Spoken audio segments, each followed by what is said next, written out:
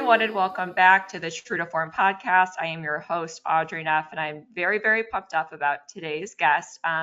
She's someone I've probably known for a couple of years now. We've done some webinars together across paths over the years with, all the travel that we all do in the medical aesthetic industry nationwide. But today's guest is Kim Pezzetti. A lot of you guys probably know her or have worked with her in the past. She's amazing.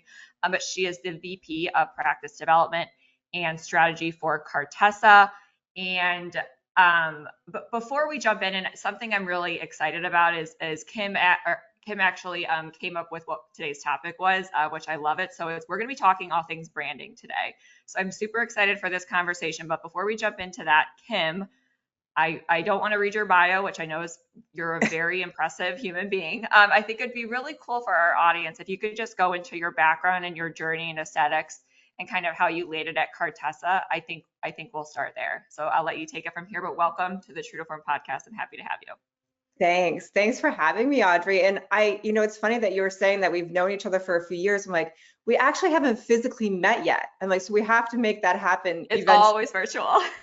It's always virtual. I feel like it all kind of started with COVID, like a memory we don't want to remember. But anyway, thanks for having me today. I'm so excited to be here on behalf of Cartessa. But yeah, my background is colorful, to say the least. I got my start in digital marketing, actually building websites when we were just getting into the throes of the non-core doctors wanting to get into aesthetics. They thought that because they were doctors and they built a very successful medical practice, they thought it was very easy to get into aesthetics. Well, the joke was kind of on them at the time to say, okay, no, I actually have to market, I have to do something for this. So I worked for Doc Web. We were actually founded by a doctor and we wanted to make things easier. So that's kind of where I got my love for the aesthetic side, because I was working with doctors all day long, helping them get into aesthetics. And then at the time, met Gabe Lubin and Chris Aronson, who are obviously our founders here. Well, Gabe's the founder and Chris is now our CCO. So that was back in 2010. In the middle of that, I actually branched out, did my own consulting for the aesthetic industry because they needed some hand holding. Now fast forward, I've been here over 5 years at Cartessa. We're 7 years young as of this year. And I've been able to really, work through with our practices to understand what is going to help them grow. And my team has been amazing. Like we've gone from, I started with 4 of us and now we're up to 17. And so it's funny, we have these conversations all the time about how can we help them more so in the world of just building their practice. And it was just a couple of weeks ago, we started like really digging into branding. And I was like, this is something that maybe we need to dig a little deeper into. So that's where we're at. I love it. So how long have you been with Cartessa now then? Just a little over 5 years. Wow, that's awesome. So and I you said 17, right? 17 team members now for the consulting side. Correct. So I want to go into that quickly before we get into today's topic. So talk about like what your guys' day-to-day looks like, because I'm just curious. Yeah, no, that's a great question. So we started out as we're called practice development consultants. That's the team that we have in place and have been kind of the founding cornerstone for Cartessa. And what my team's responsibility is to make sure that the devices that they purchase from Cartessa, that we can help them make them revenue generating beasts as quickly as possible. So we talk to them about, how to launch their devices effectively, but then also how to pull through and really maximize patient spend beyond just their Cartessa devices. And I think that's a piece that they really enjoy. And it's funny because we get into conversations where they're like, oh, this is great. What can I add to my arsenal? We're like, well, you can add plenty of things, but we can't sell it to you. We're just going to help support you. So I love the fact that we are truly a support arm for our practices. And Gabe has been very, very, he's always wanted to make sure that that's always been a piece to our customers so that they always know that they've got that support to be successful Because if you don't have that, they're going to have Yeah. a bad taste in their mouth, and they're not going to want to revisit what you might have coming down the pike. But really exciting news, and I don't even know how much you know about this, is this year we are in the midst of launching a brand new division.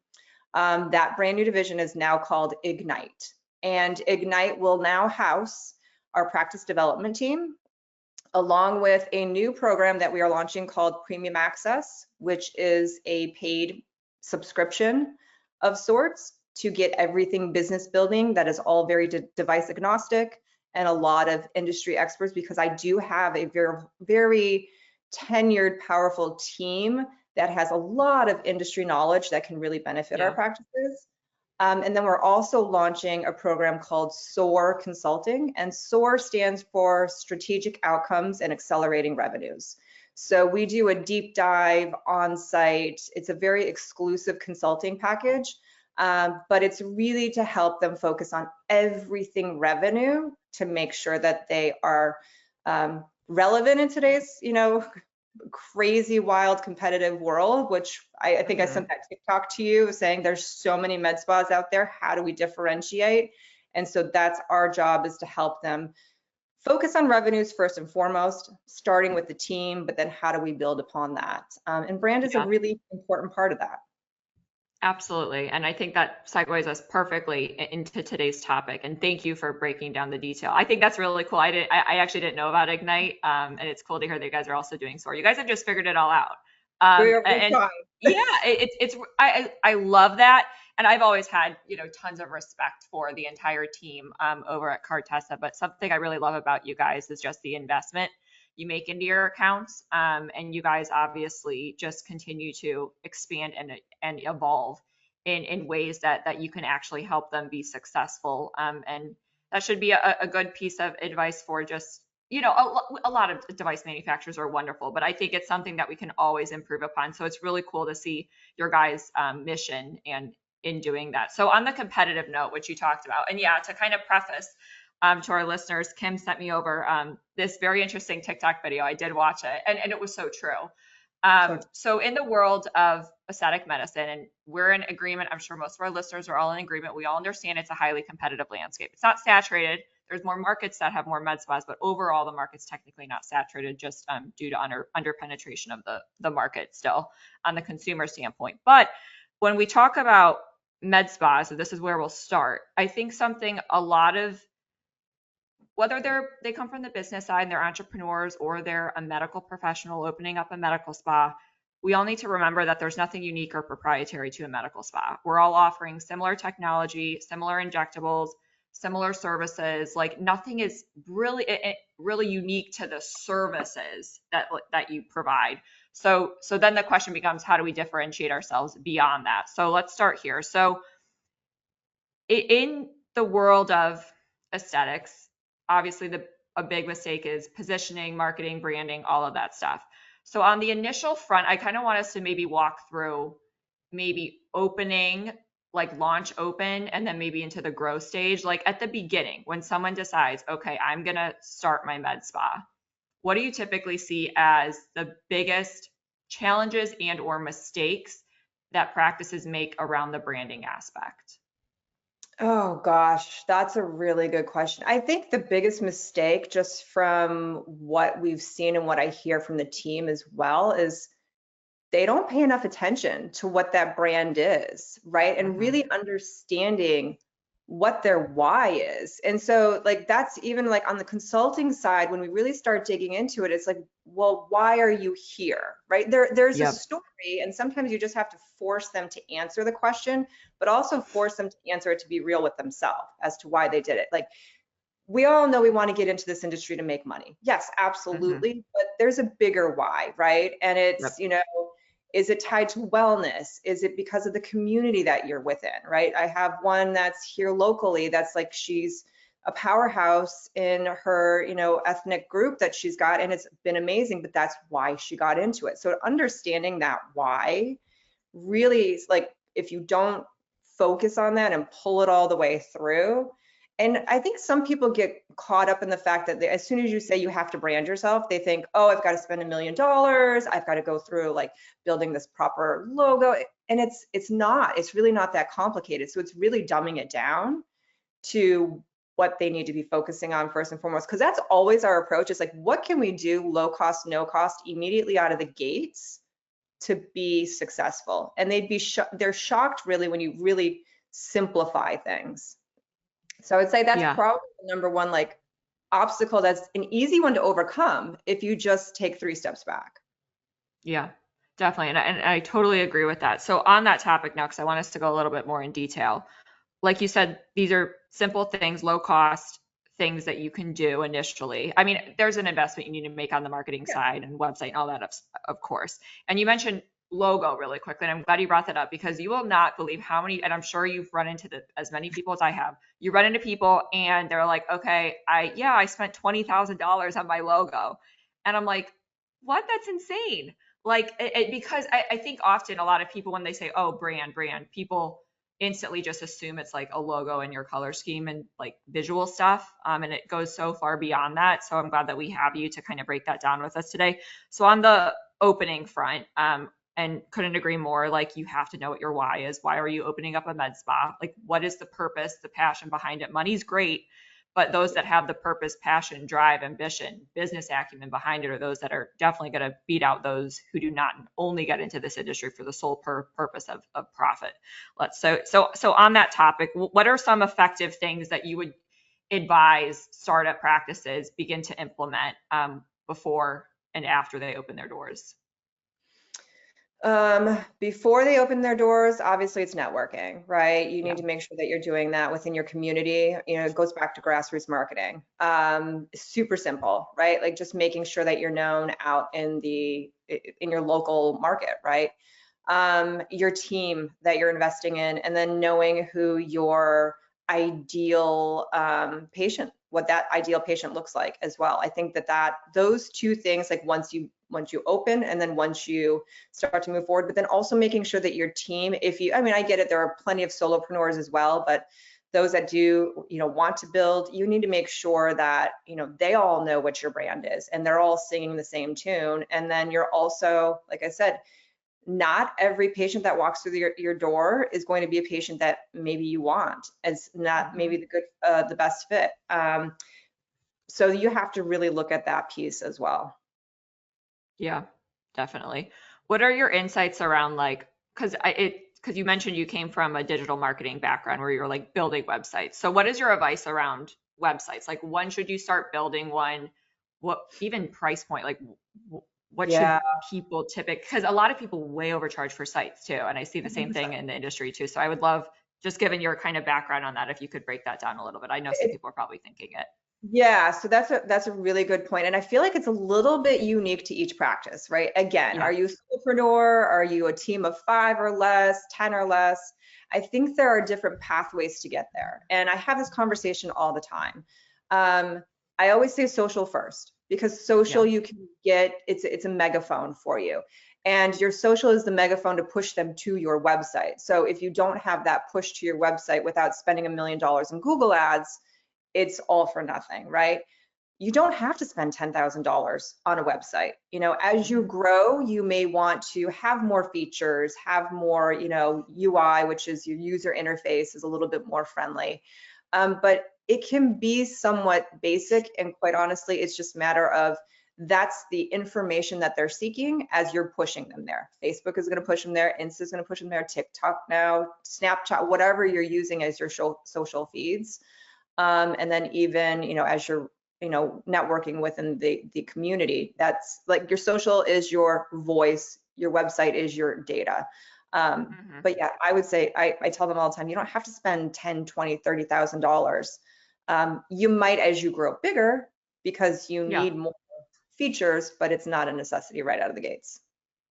Yeah, I totally agree. And that's something a lot of people do make the mistake on is with your website. I think a lot of us get so like consumed in the glitz and the glam, and this provider's website looks so good. Mine needs to look that good, even though it's $25,000. And really a website has one purpose. Like it's just to convert those visitors into inquirers in your business. Like if it's doing that, great. Your website's working, whether you spent $1,000 on it or 20,000.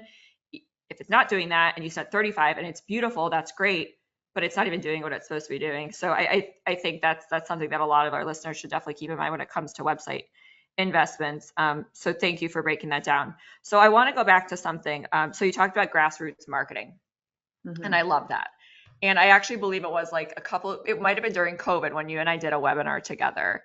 And I just have a memory, like when people tell stories, I always remember them years later. And I recall you telling a story, something about a practice you were working with, and they worked with like a local coffee shop, and they were doing something with like the coffee cups or the coffee lid. So I don't remember the story completely, but I just remember it. I remember you talking about the success of it. So I think it'd be cool on the grassroots marketing topic if you could go into that story, and then if there's any other examples you have around that, because community is so important and it's something that a lot of practices need to capitalize on.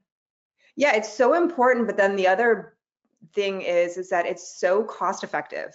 Like if you really, if you really boil it down. So yeah, going back to the coffee situation, there was a practice that I was working with, and they were having a hard time pulling literally from 4.5 miles away, like on the other side of the town.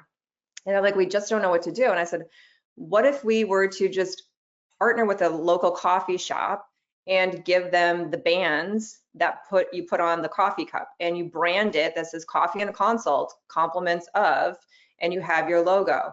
And it literally cost us, I think it was $58, wow. And it was 500 bands.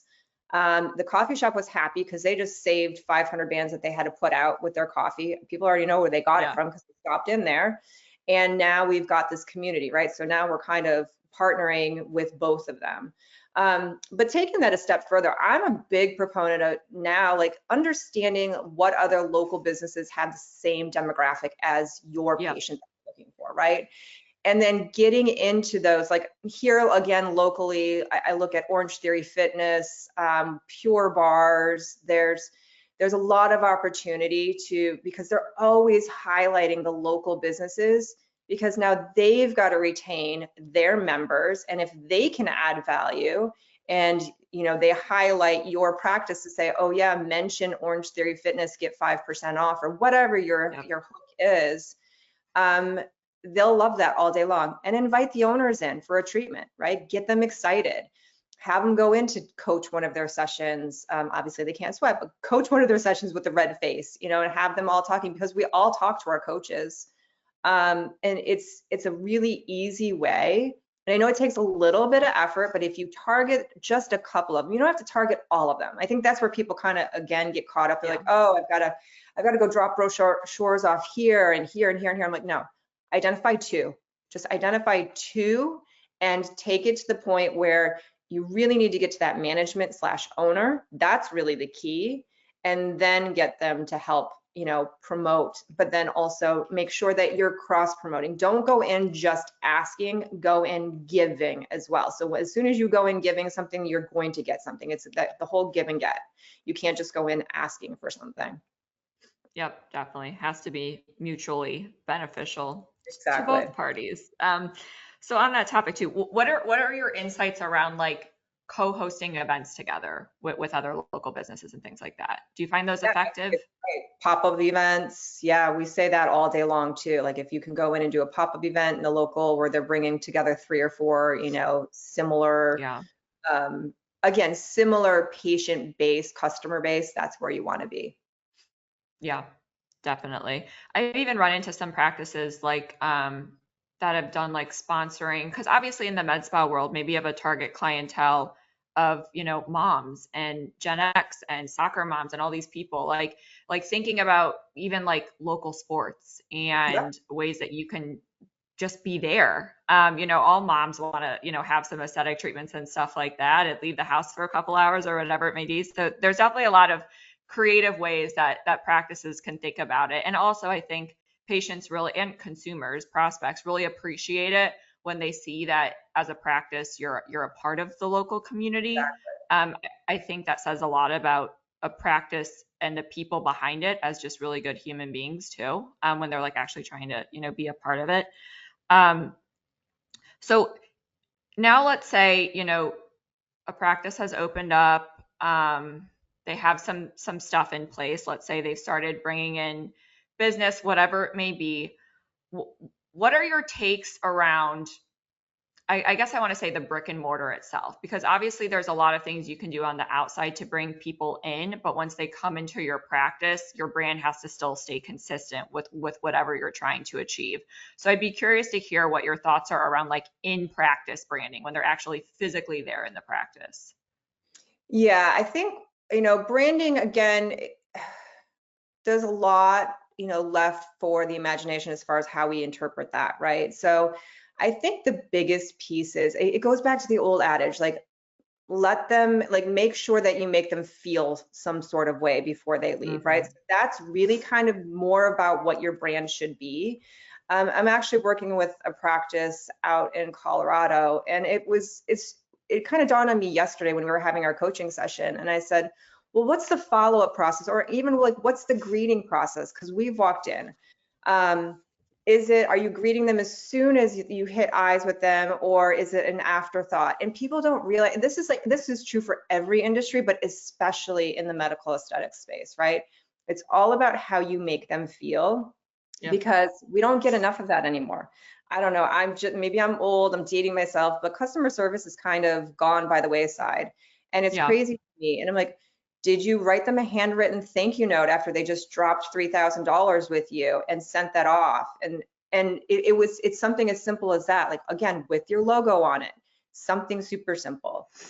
Those types of things, but it has to start with every person too, because there could be one kink in that whole process Mm-hmm. that breaks it all down. So if you're not training them properly, number one, but then also just making sure that you're kind of monitoring and managing it on a regular basis, making sure everybody's happy, your team is happy. If they're happy, then everybody that walks through that door is going to know it, and they're going to treat them the same way that you're treating your team.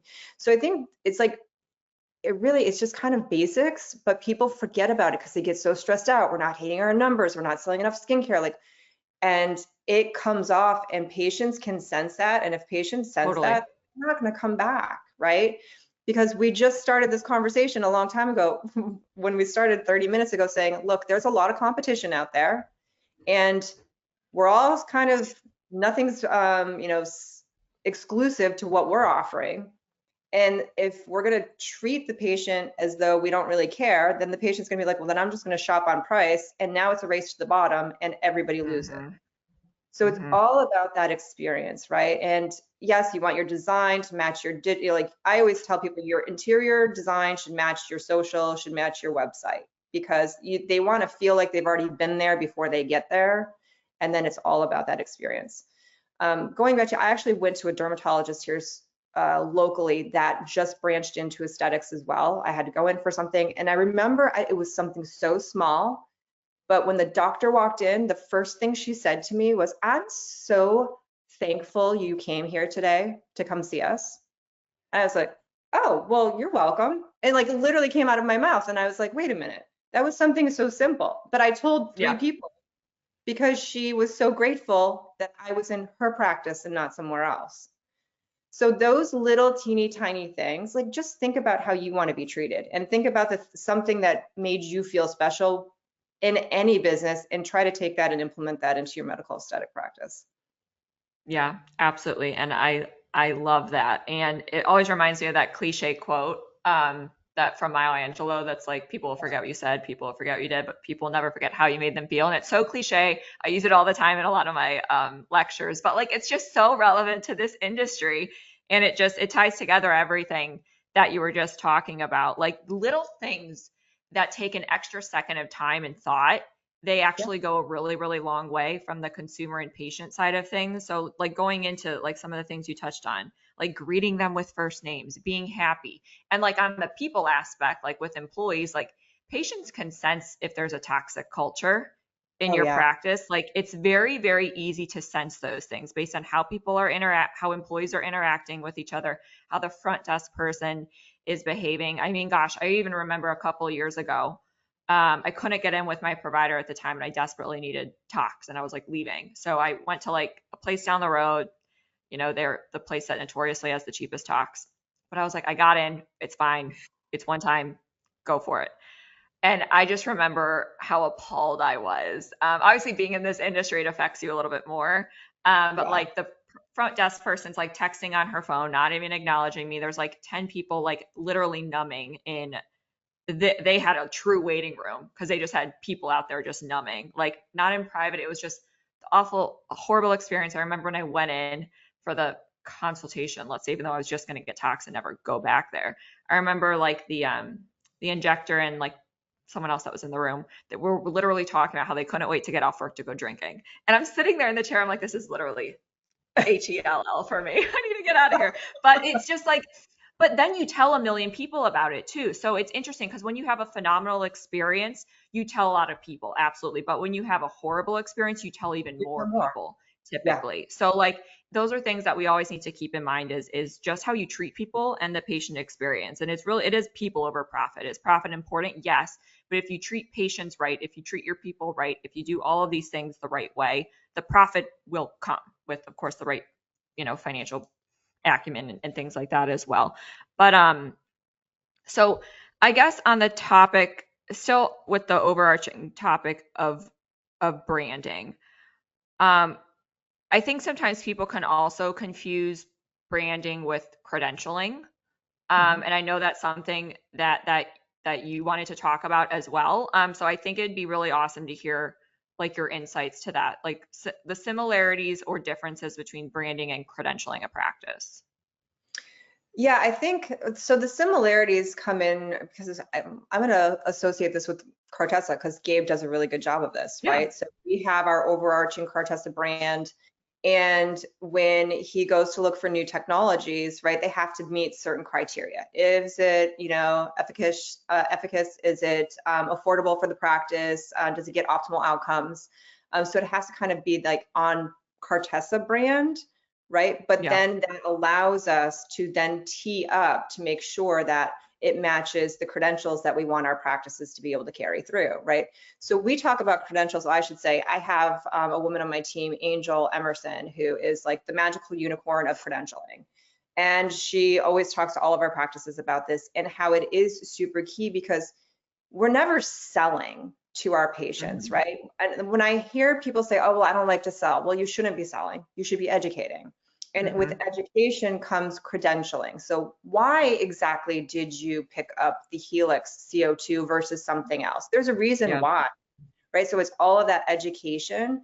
So that education is really your credential, but you have to take that not only to your devices, to your treatments, to your team, right? Make sure that you're credentialing your injector and why they need to be in that. So you almost like make it so key in that, okay, if they can't get me in for 3 weeks, I don't care because Angel just told me why I need, Kelsey to do my injections because she credentialed her so well. Credential your owner, credential the practice, right? Your skincare, everything. So you can tie together, but there's a very separate piece. So hopefully that was clear. I mean, in that, like I said, your brand is who you are, why you do what you do, but then the support that brand as well. And then those credentials, you want those to kind of flow through to your team, which then again will kind of like flow into who your tribe is, quote unquote, that is your patient. Because not everybody. Definitely. Yep, I totally agree. And yeah, going back to like your ICP, your ideal customer profile, like everyone needs to figure out what that is as well, because being everything to everybody is just going to be more costly in the long run too. So really, I mean, the saying it's like the riches are in the niches, but it's true. When you figure out what you're good at, and that could be a combination of the devices that you have, and maybe they treat darker Fitzpatrick skin types and all these things. Like you can figure out what your niche is. Absolutely, you just need to do it. So on the credentialing thing, because you said so many things that I totally agree with 150%. Like you need to credential your skincare, your providers, all of these things to actually create buy-in and increase those conversions with patients. So like, let's say a practice just doesn't like, they're just really struggling with their conversions and stuff like that because they're not credentialing. Like from a training aspect, what are some like where should they start? Like should they like do a workshop together? Like just from the training aspect, like where would a practice start if they just don't have any training in place for educating effectively? That's a really great question, Audrey. I mean, I would encourage them, like sit down and you can do an internal, like just a lunch and learn, right? Yeah. And go around the room and have somebody else credential the other person and see if they can do it. They might not be able to. And if they can't, then let's make sure that we get them all of that information, right? I think that that's really key, because it'll make everybody's jobs easier and it'll make them more profitable overall, and then everybody wins, right? So it doesn't have to be like high level training. They don't have to go out and hire, but just know who's amongst you, right? And sometimes we even need to refresh. I've caught myself off guard. Even recently, I used somebody's wrong title, forgetting that they, got promoted. And I was like, oh, that really stunk. I felt bad that I did it, but I was like, okay, I need to go back and I need to reference, because, the first of the year, people have more credentials, they've got promoted, but it holds true because I'm sure you still have team that are out getting trained on different things, right? Like, so now what are they a master of? What have they added to their, tool belt that will in turn help your patient, but then also your practice? So yeah, and there's, we can use little worksheets. We've got things too where we have them kind of do a deep dive into like who they are, what they, what motivates them as well, and then what their credentials are. So you could just share that too. Yeah, definitely. And I love the example you gave of like live exercises, like sit together and do a lunch and learn and have people credential each other. Like that puts people on the spot. And I find while that may be uncomfortable for people, that's how you can be really effective at things like that and improving credentialing and just a million things in your practice is literally just doing live exercises or things with your team together. I mean, even on that topic too, another thing I'm sure you preach this as well, is like just listening to phone calls, like in the practice and like sitting down together. It might be a little uncomfortable, embarrassing, but like, okay, it's Friday. We're going to do an hour once a month where we're going to just listen to random phone calls coming in and then grade them. And people are like, oh no, like that's crazy, but it will help your business so much. And it's helpful for everybody. So I feel like just on the like actual live exercises, there's a lot of things that you can do that may be uncomfortable, but they have really, really good outcomes, 99.9, if not 100% of the time when done correctly. So another topic I wanted to touch on is personal branding. So obviously, like a practice is going to have its brand. Obviously, if it's a solopreneur, personal brand is going to be a part of that. But if we go into let's say a more mature practice that maybe has a couple injectors, maybe 1 or 2 locations and things like that, what is your advice or your insights around like injectors, for instance, having personal brands? Well, it's funny because I think this can go one of 2 ways, right? And I think it kind of comes down to the practice. Some practices that I've even run into, they're very skittish about allowing injectors to have that personal brand, because they're worried that if they leave, then what will happen?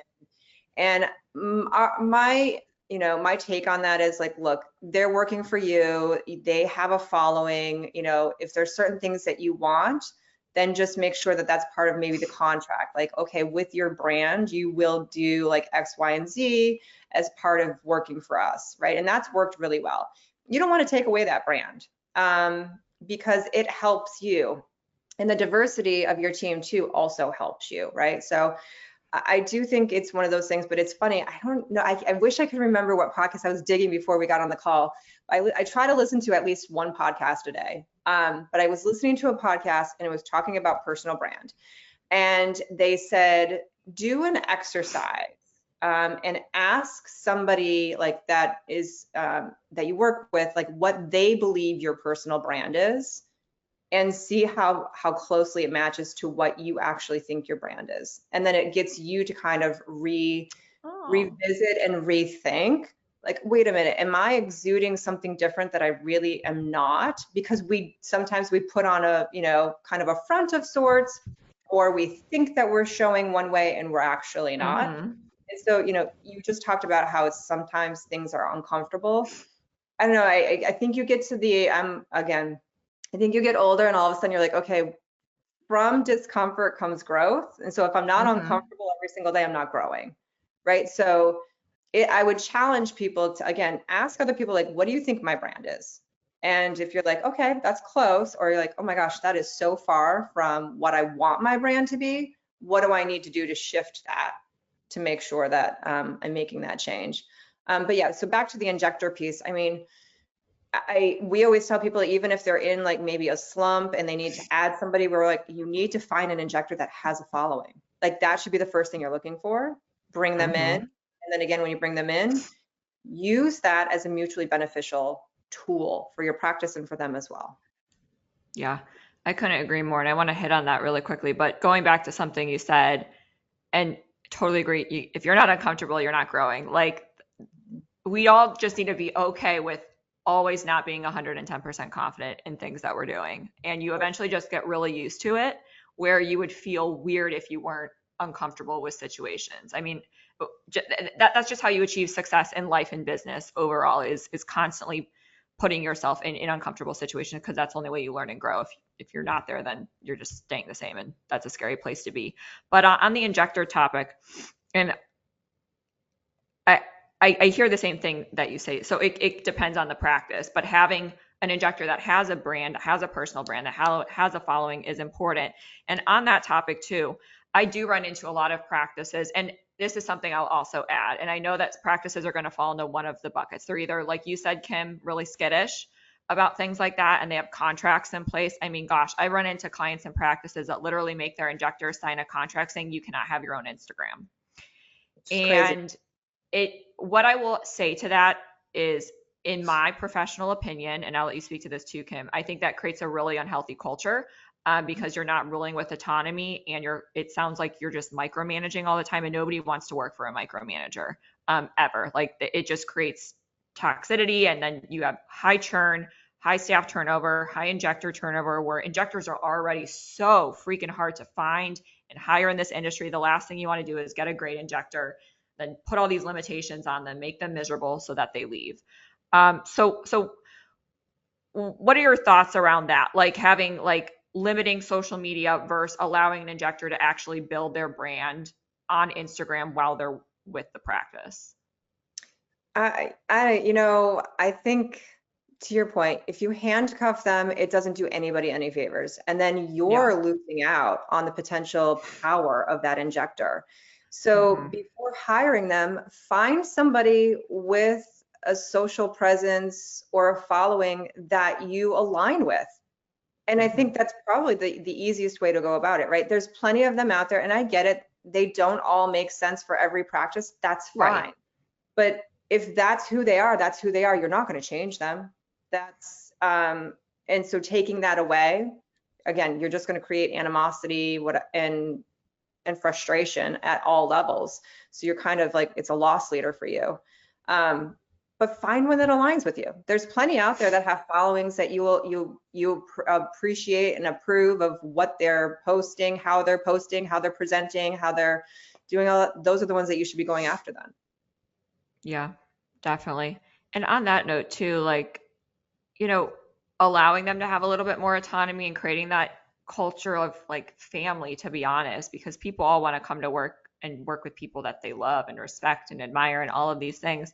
But on the personal brand topic too, I will say that the clients and just good friends of mine who own practices and people like that, over the years, I've seen the ones that really have the best success with their organic social media growth over time are those that leverage the injectors and providers and MAs, laser techs, everyone in their practice, and encourage them to create personal brands, and then do, like, collaborations with their different providers in the practice coming from the practice's actual Instagram account. And then it gets really fun for all of these people, and they love working together, and they don't want to leave. If you're paying them well, you created a great culture, they're all allowed to have their own personal brands on Instagram, but it's like this wired community that you've created where you're all just trying to help each other.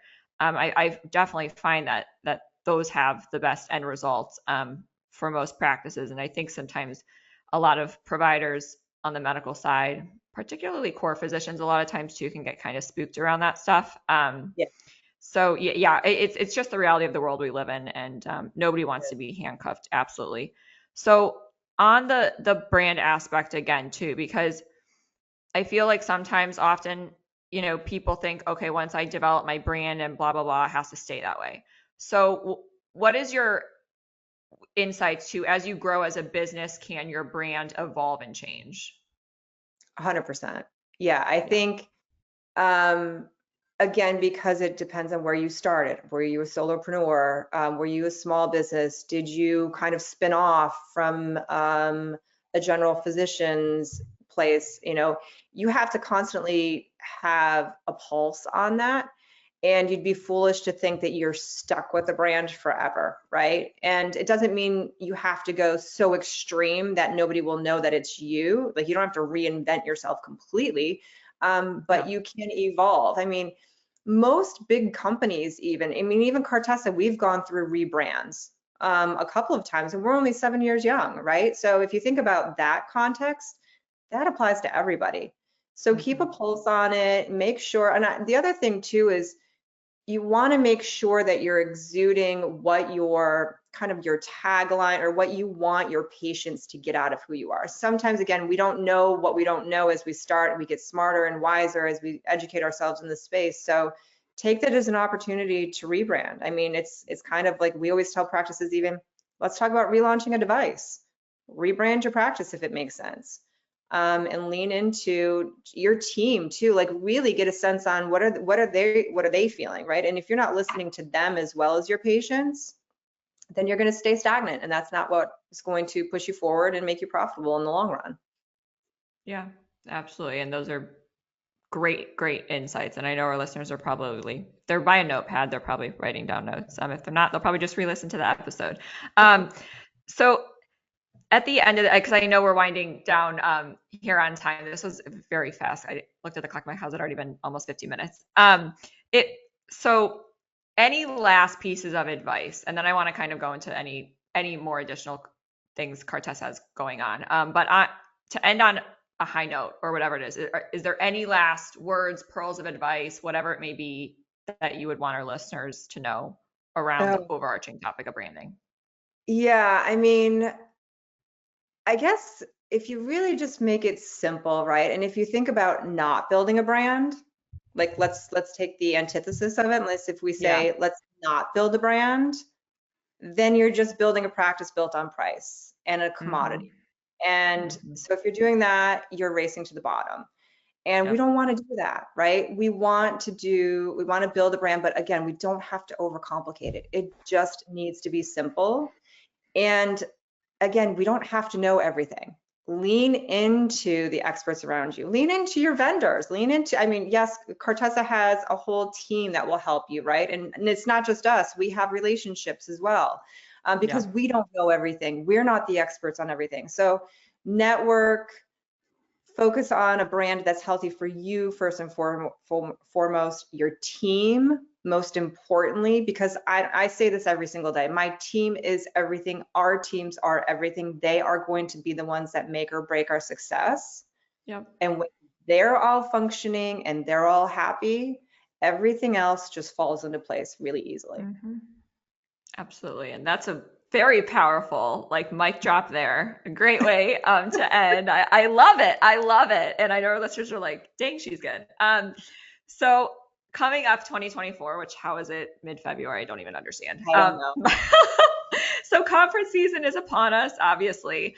So first of all, any additional exciting things going on for Cartessa apart from Ignite and SOAR Consulting? And then where can people find Cartessa or your events? Talk about exciting things going on. What's on the Yeah. roadmap for Cartessa?